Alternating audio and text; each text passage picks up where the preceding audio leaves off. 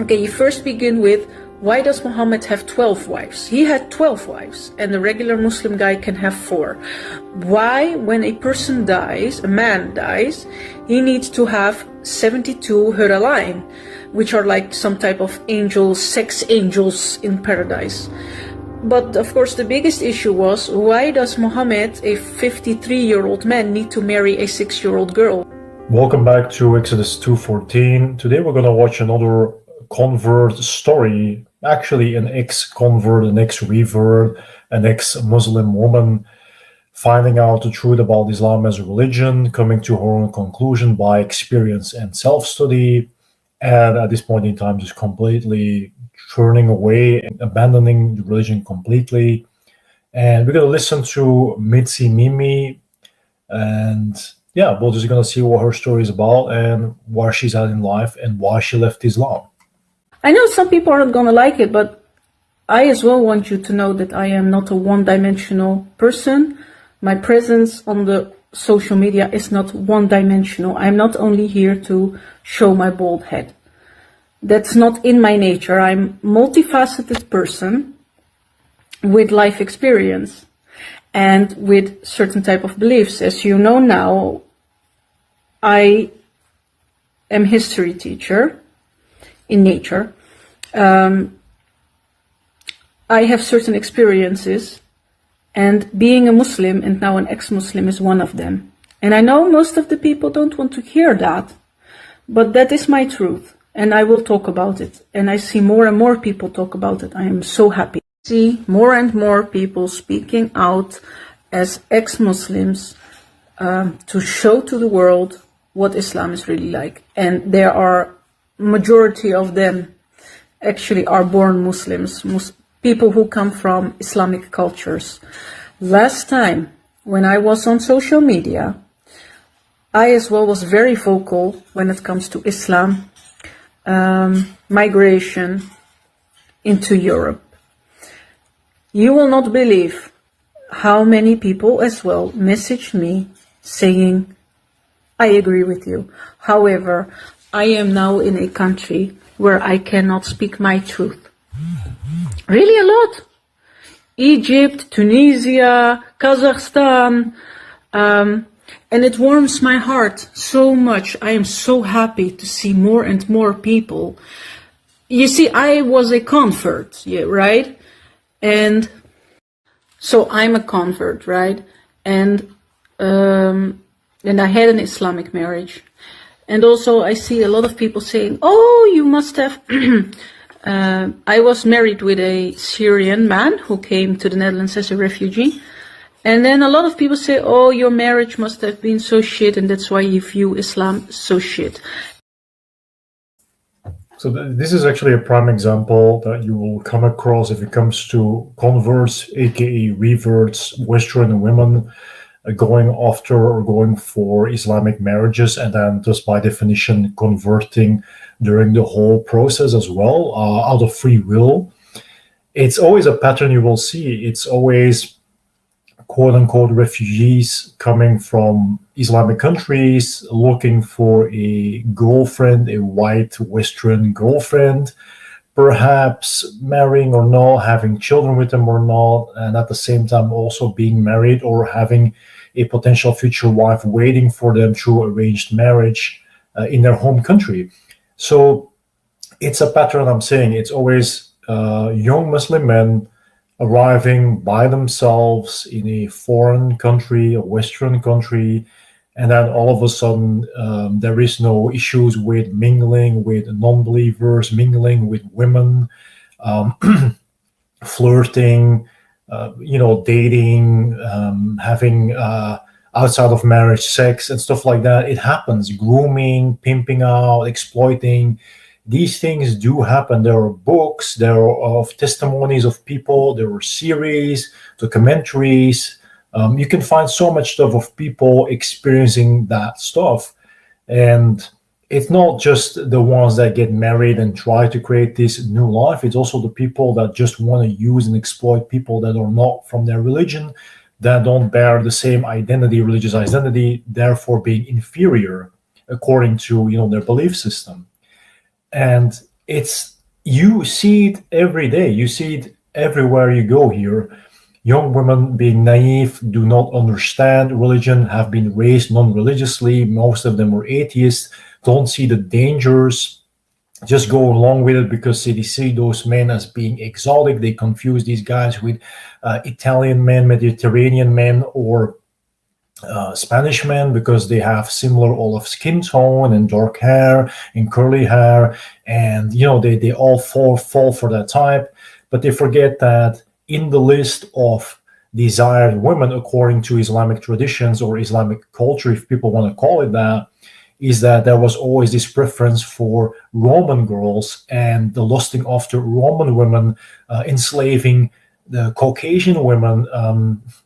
It's crazy if you think about it, but it's like they passed it on through tradition as at least one of the four wives should be a white Roman girl. And even Muhammad, talks about it in the sense of fantasizing and having a preference for them. So it leaped over in some weird way or another. And she, as a woman of mixed origin coming from the Netherlands, falling for this trap is just basically another example of these guys taking advantage of weak women or women in a vulnerable situation or women that have bad relationships with their parents or came out of a very negative household or didn't have a dad. They know all of this and they take advantage. They isolate them.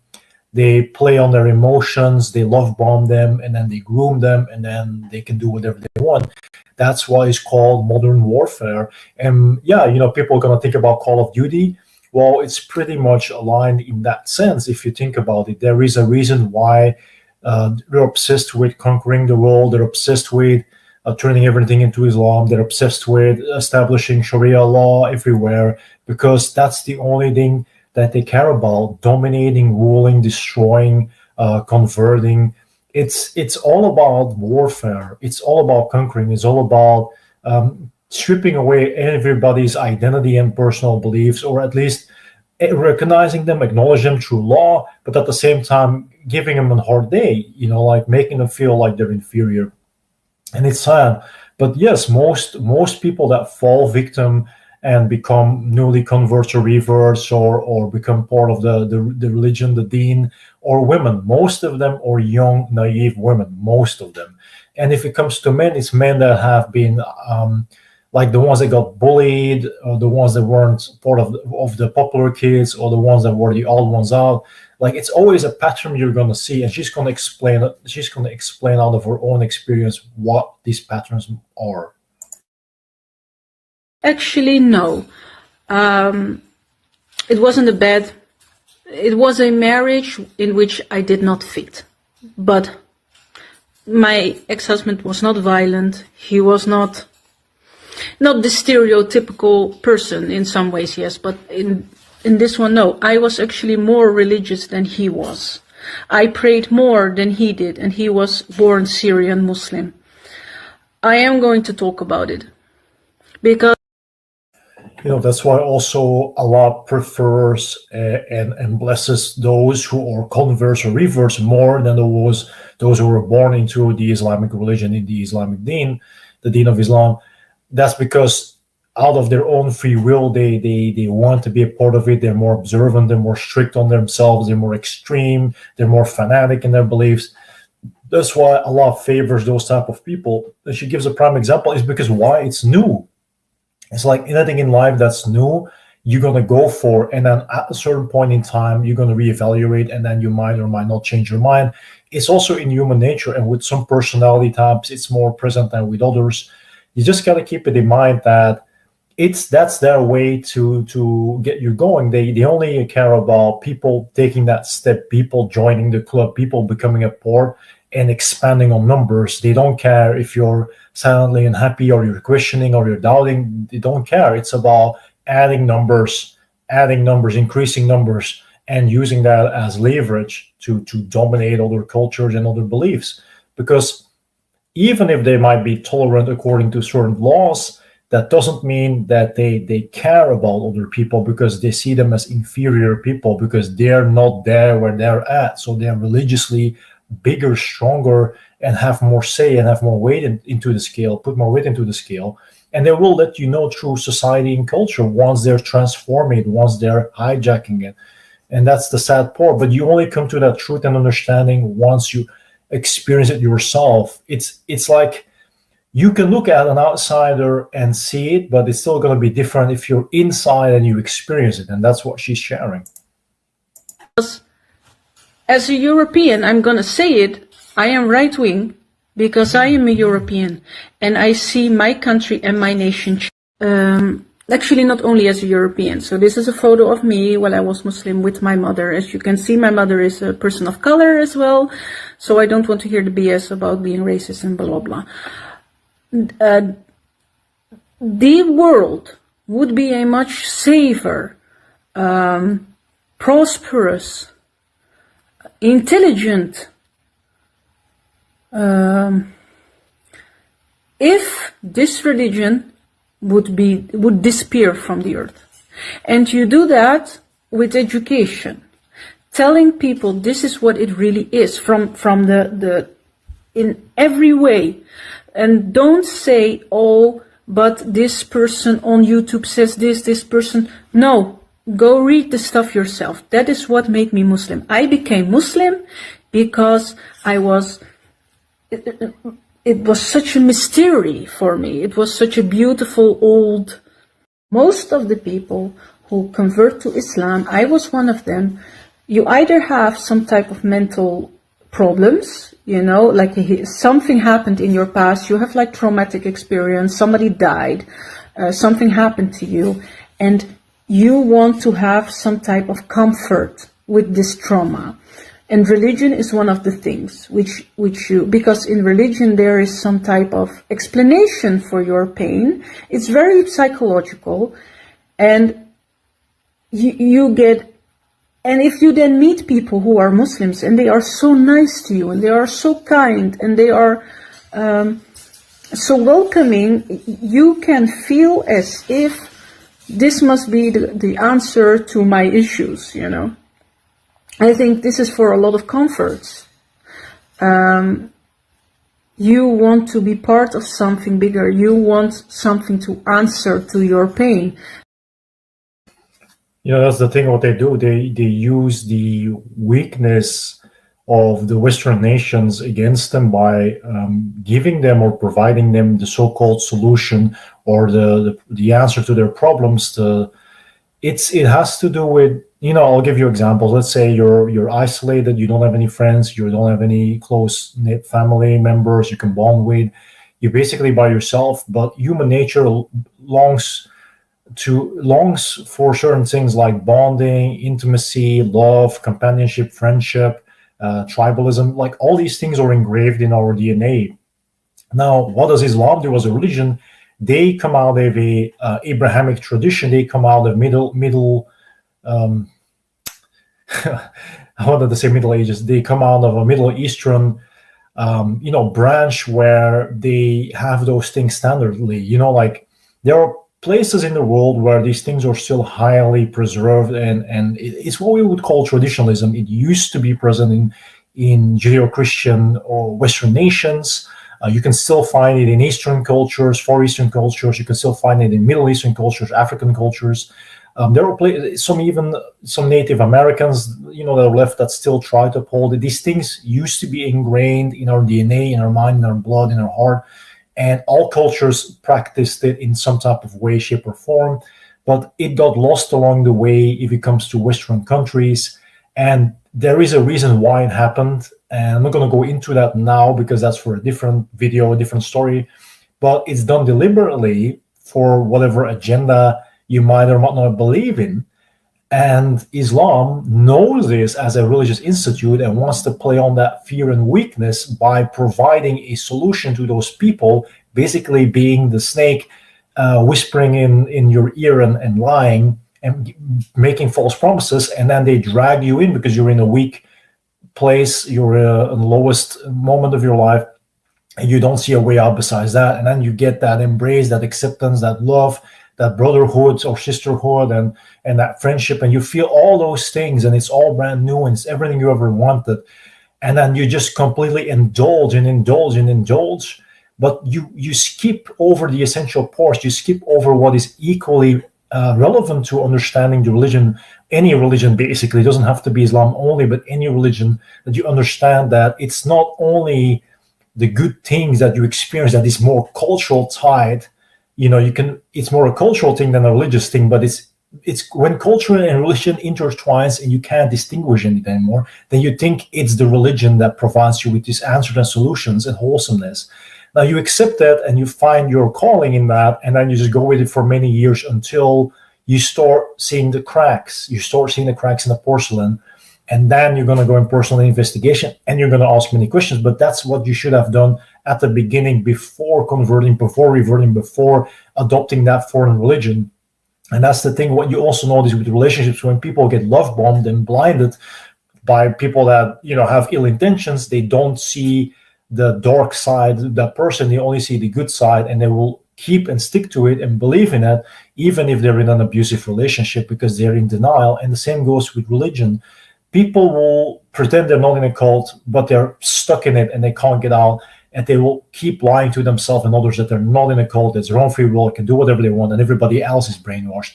And that's the same thing. It's the sad reality. It's part of human nature. In some shape, way, or form, we're all guilty. Some are easily awakened. Some can pry and see the light through the darkness. Other people are trapped in darkness like a prison forevermore. It really depends on your personality, your experience, and how you stand in life. But the sad thing is there are many people that get dragged into it because they never experienced these intimate bondings and meaningful relationships, and all of a sudden they get it all at once, and it's very difficult to say no. So I understand. I don't blame people. I don't see people as being in the fault. I think at some point we're all victims. We all become a victim to something, and that's just because human nature craves certain elements. And we will take it. We'll take it wherever, of whomever presents it. That's the sad part, that we fall for it, even if it's lies and deception. And that's why you convert. And then when you convert, usually, and they made like a study about this, I don't know which one, I read it. I know it's in a study. I don't know the name or the year. But they say that most people who convert to Islam, they usually stay Muslims for 2 years. After 2 years, they usually leave the religion. And that's not without reason. Because when you first become a Muslim, you are absorbed by the community, right? And because they are not individualistic, the Arabic and Islamic culture is not an individual community culture. It's very group. So you feel, especially if you convert from a place of pain or loneliness or feeling that you are misunderstood, you are suddenly in this ocean of, how do we say, this ocean of family. You are part of the Ummah now, right? You're part of the Islamic community, and that makes you feel very happy. And then you actually, after that period, you start really studying. You start learning how to pray. You start learning prayers. You need to learn the Arabic language because you want to learn the book of God. That's why I am still, so many years later, I still have quite an affinity with the Arabic language. I don't speak it fluently, but some words I recognize, right? Especially like Islamic terms, I usually still know them. But after that period, when the group high wears off, you want to actually know what your religion is about. And then you start studying. You start studying the Quran. You start studying the Sunnah. You start studying the Hadiths. You start learning about the Sahaba. You start learning about the life of Muhammad. And then you can see like, wait a minute. This was not, I didn't know this before. But it looks a little bit off. And then you start reading the hadith and really certain things about Muhammad. For me, that was the deal breaker. I did not have any problems with prayer. I also had no problems with the head covering. All these things made sense to me. I began having problems with Islam when I started studying about Muhammad. And seeing that Islam prided itself so much on the morality, the more I learned, the more I thought, how is this morally okay? How is it? Okay, you first begin with, why does Muhammad have 12 wives? He had 12 wives, and the regular Muslim guy can have 4. Well, not 12, 12 legally married, religiously married too. In total, it was like 30, 32 women he had this marriage type of agreement with.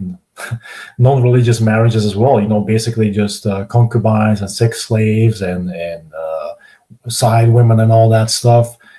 His selective 12 plus still, but at the same time there were women at the side he was banging. So it's just basically how many he wanted or was granted, because he was the holy prophet and the only true messenger of Allah. And I granted him this unlimited amount, X amount of women he wanted, because it was a different breed. And the limitation was set because also through revelation later on, when he talked to the master, his lord, where there was a limit put it on. And it's basically, if you really study it from a more human psychological perspective, you could see it's a more narcissistic alpha male trait, where you're like, I want to be the only guy that is allowed and able to do those things. Nobody should equal me or be above me if it comes to those things, because my status is the ultimate. I'm the alpha male.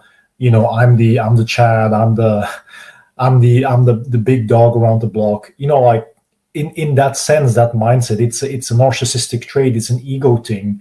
It's how back in the days, you got to see that all these long garments and the things they used to make it, the taub and stuff like that, and the kaftans or whatever, it was a symbol of status, a social symbol of status that shows you're wealthy and rich and all that, and it's kind of like to brag, it's to brag without using words. It's flex. It used to be flex culture. And if people use that as an excuse and say, yeah, but now it's just to show, you're modest and you're sober and you live a modest, simple, aesthetic life, it's basically the way you want to read into it, but it used to be about bragging. It's about flex culture. Now, the same goes for, having multiple wives. Upon this day, there are still, Arabic tribes that still practice it, that have up to 30 wives or 8 wives or 10 wives. I don't know the exact numbers. There were loads of documentaries of people going visiting these ports in the Middle East and finding these tribes that still perform and act out these traditions. And then they're going to say, yeah, so I'm going to say it is Islamic, so I'm going to say it's cultural. It depends on whom you're asking the question to.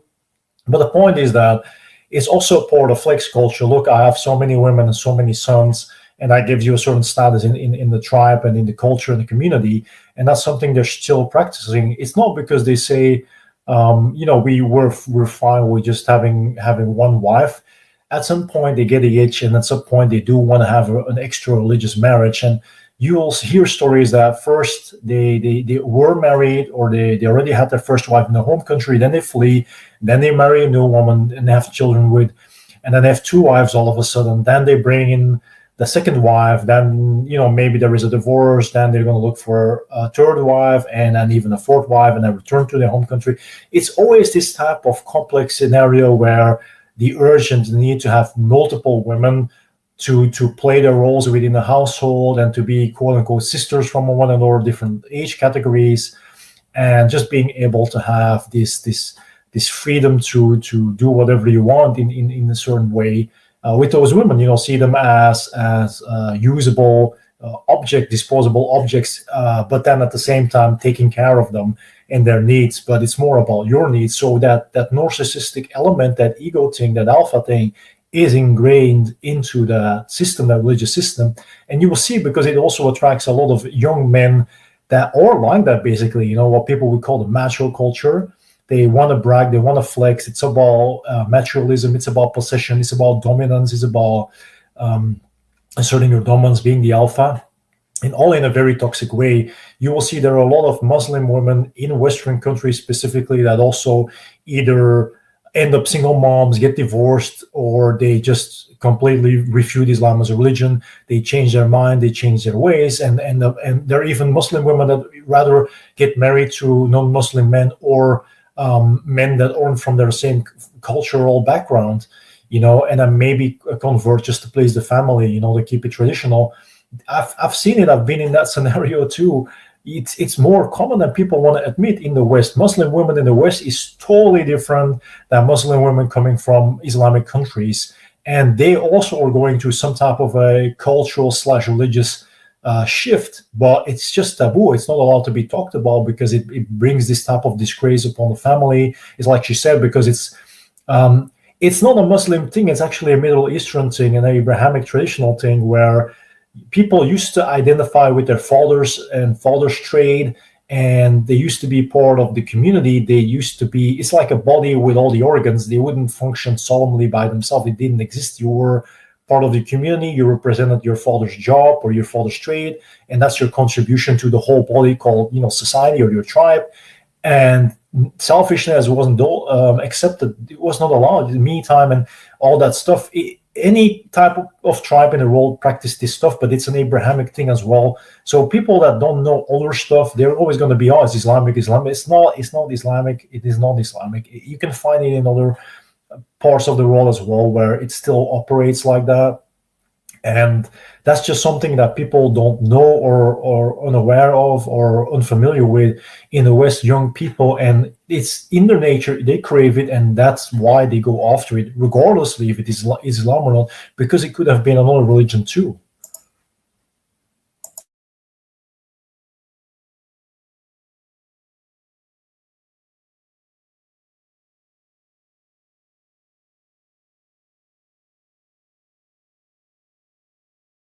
And there are majority of them actually are born Muslims, people who come from Islamic cultures. Last time when I was on social media, I as well was very vocal when it comes to Islam, migration into Europe. In every convert to Islam, they usually stay Muslims for 2 years. Family. You are part of the Ummah now. When the group high wears off, you want to, and then you start reading the hadith and reading why, when a person dies, a man dies, he needs to have 72 huralain, which are like some type of angels, sex angels in paradise. But of course, the biggest issue was, why does Muhammad, a 53-year-old man, need to marry a 6-year-old girl? This is that is the biggest issue. There are more. I already opened the floodgate now of this shit. But of course, if you know already these 3 things, and then the biggest problem was you cannot. And then when I was a Muslim and I learned about all these facts, I learned about all these things from Muhammad's life, which I could not say are morally great actions. How am I going to reconcile it with discomfort? This cognitive dissonance is the beautiful word, apology. Then you start saying, okay, but maybe we can leave Muhammad a bit, maybe I can pray to God. I can be a Muslim. I can still pray. I can still be a good person. I can still follow the simple Islamic things, and I'm a good Muslim, right? But then with everything you do, when you pray, at the end of the prayer, you send blessings to Muhammad sallallahu alaihi wasallam. You cannot avoid Muhammad. And at the time, I was 3 years Muslim already. My children went to like Islamic schools. My husband was from Syria, so we learned Arabic. My children started learning Arabic. All my life was surrounded by this religion. Everything I did was for this religion. My time was spent at it. You see photos now. This was actually a party where I just wear the head covering, a hijab. But I actually, in my daily times, I used to wear a jilbab. A jilbab is this longer. I had a niqab as well in my house. I did not wear it yet. Islam was very serious for me because it was my belief. It was everything.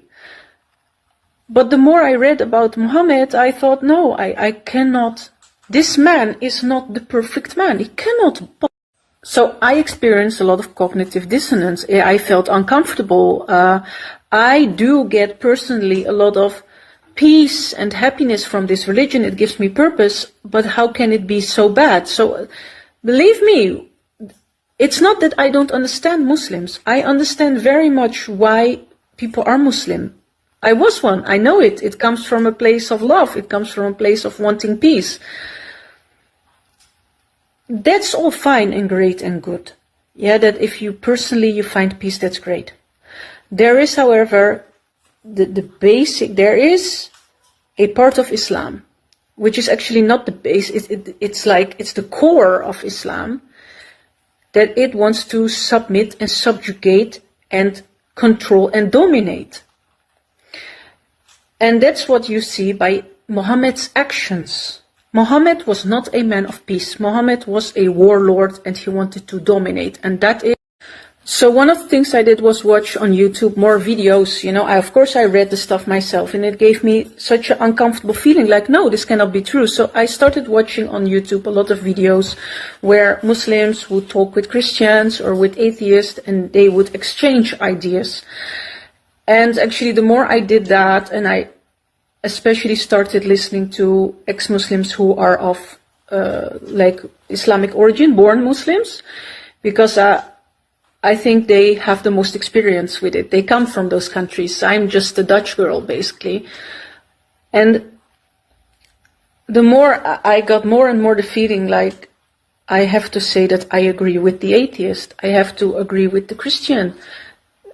Islam cannot defend itself properly, because you cannot defend something which is morally wrong. You cannot defend that the Prophet Muhammad married a child.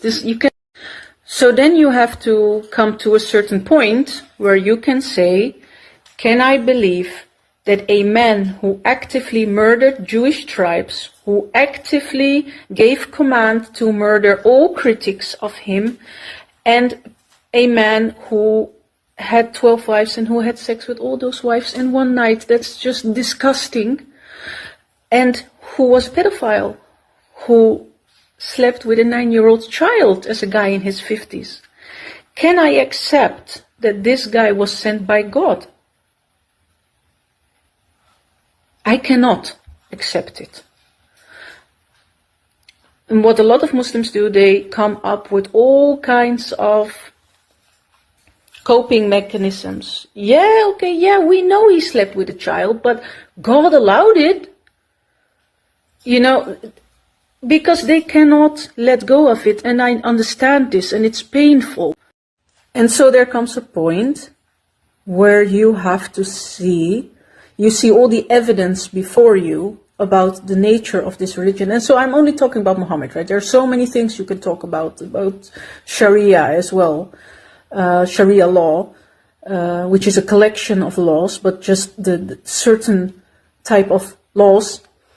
Let's just say that a lot of the things that Daesh did, a lot of things which is normal, they don't just... You think Daesh, they just come up with these ideas? Maybe it's written somewhere. Maybe the reason why they throw gays off a building, you think that they just came up with that? Or you think that's written somewhere? Any case, at some point when you have so much evidence against your religion, you have to say, what is it about this religion? Why do I see patterns? Why do I see certain cultures, the cultures who have been in touch or influenced by Islam, why do I see the same problems there? Why does this religion allow beating of women? Then I have to be honest, as a Muslim, all terrorist activities right now are incredibly Islamic inspired. Why is that? Why? What is in the mindset of Islam that people feel that they have to do this in name of their religion? Why do certain kids get married very young and in Iraq recently? Why? Then if you are an honest person, you have to say, I cannot accept this. You have to say, as Muslim as well, I see so many unhealthy patterns connected to this religion. I see so many things which bother me morally, for which there is just not an excuse. And if we come back to the pedophilia story, I cannot send blessings upon a man who is a PDF file, as we now have to say on social media, actually. I cannot believe that. So, it took me a very long time to say that I'm not Muslim anymore, but it was very painful because it doesn't mean that I lost an idea of God or a belief in God. And then, as an ex-Muslim, it's very common for ex-Muslims to go into a type of depression. Because everything you thought was true in life, if these things are already not real or morally not okay, or you have so many evidence that it is not correct and you've let go of it, then it's like, wow, okay, but I used to believe in these things and now there's nothing in the place. It disappears. And that's a very painful period. And those who are very brave, they go through it. And then also in time, you will become angry because you think, whoa, I spent my life doing all these things, supporting and believing this, but in the end, it's not true. Not only is it not true, it goes against progress. And that's when they become very vocal against Islam. They want to protect. And the person which helped me a lot was Ridvan Aydemir, who is a Turkish ex-Muslim who now lives in America. His videos, and I'm going to link it here, helped me a lot. Discovering the truth of Islam, it's like a puzzle and everything fell together. You have your friendly ex-Muslim, also on YouTube. I see an increase. I see more and more people with Islamic background, or even people who were ex-converts, to say, this is what it really is. Go read it. Read it for yourself. Don't believe me, Start reading it yourself. That's what I wanted to say. That's my story. So yeah, that was the video. That was the testimony. I think I'm not really shocked that she used the apostate prophet as a prime reference. Most people would say the apostate prophet. Who else? David Wood. The other guy, Spencer. What do you meme? The what do you meme guy. There were a couple of, I'll ask a little helper, like there were a couple of channels, newer and older channels that actually started this wave, this trend, so to speak. And I remember watching the apostate prophet once he shifted from using Facebook as a platform to uploading videos to YouTube. And when he was at his first, I think, 13,000 subscribers, I do remember something like that, like many years ago. And I'm not surprised. I think many more people, or you could say the added to the pile of, turning their back on Islam and leaving Islam and giving their testimonies, like Mohammed Faridi, for example, is with his podcast. Or there are so many names. I can't sum them all up, but there are many of them. Whether they're Arabs or non-Arabs, whether they were born in the religion, whether they had to flee, whether they're converted, whether they reverted, the Apostle Prophet, for example, as well. He went from, Sunni Muslim to Sufi Muslim to atheist to Christian. So, I mean, it's just testimonies of people and people that live that life or was part of the community, and just talk about their experience and definitely their motivation, why they couldn't be a part or didn't want to be a part of it anymore. And what I want to add personally to it is that if people would understand that certain stories you can find in the Islamic scripts, texts, and you start using it as a way to understand the perspective of, Muhammad as a holy prophet of Islam, the only and holy prophet of Islam, and why certain things were necessary or obligatory, then you need to read it for yourself. That's true. That's a fact. That's basically what I'm trying to say. You need to read it for yourself. You can listen to people and take it in, but you've got to do your own digging and research before coming to a full rounded conclusion. I think people are too easy and too lazy to just accept whatever, whether it's pro or contra. But doing the research, doing the digging, doing the deep diving, doing the going down the rabbit hole is what really helps you and broadens and enlightens your mind and understand and see the truth. And the veil gets removed instantly, because nothing will stay hidden forever. That's also something that people got to remember. So I hope you enjoyed this testimony, doing the commentary on the testimony. My dad couldn't be present at the moment, and he's not doing that well. I'm not sure what's going on, but I think he's not doing that well health-wise. So I thought, you know what, you guys, I'm just going to make this video. I want you to enjoy it, to share your own opinion. Maybe you've got something to add. Maybe there are patterns you recognize. Maybe you have seen it in your own home country. I think she's not going to be the first. She's not going to be the last. There's going to be more. And it's not because the majority of women fall for that trap through, refugee status people, men, and polygamy. It's also young men that are lost and look at Islam as a religion of guidance. And all these things are wrapped in a very nice wrapping, like it's some kind of ultimate gift. But once you start opening up and look at what is inside, you will notice that it's not all glittering gold and diamonds and roses. And that's something you figure out most of the time by yourself.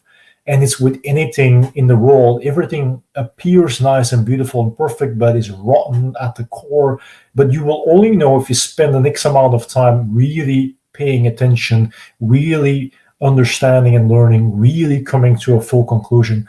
And that's also part in the beauty of human nature, that we have that opportunity, we have that liberty, we have that freedom, we have that choice, as long as we don't get ourselves pushed into a corner where it's stripped from us, like the clothes on our back. So thank you for watching. Take care, and hopefully see you next time, and peace.